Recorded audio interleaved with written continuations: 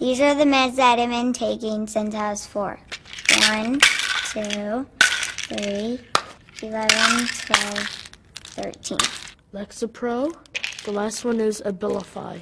All the medications, they made me feel as if I had 1,000 bricks on my head. They are tiny witnesses who came out of the shadows to tell and show us the mountain of potent drugs, antidepressants, antipsychotic drugs they were given in America's foster care system. I was just a zombie. An indictment of what the U.S. government does to some of the most vulnerable children in this country.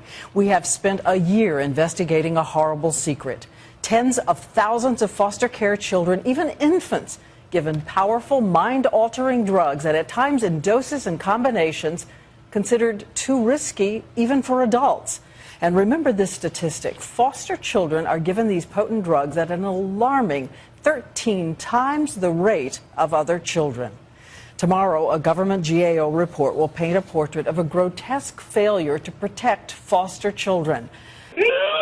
Consider the case of 7-year-old Brooke, taken from a drug-addicted mother, just 43 pounds, but given 5 mind-altering drugs at the same time, a combination that is deemed too risky even for adults. Brooke, you need to get down. Come here, Brooke. And foster parents who want to help soon learn that if they don't give medications, the child can be taken away. We were told to put our faith in the system, and that's what we did. No one said the medications could be causing the problem. They kept saying she needs more medications. But in Brooke's case, one doctor, a psychiatrist, recognized the problem. And Brooke went from this, being weaned off the strongest medications, to this. No adult should be receiving the drugs that different variety. It's certainly not at these ages.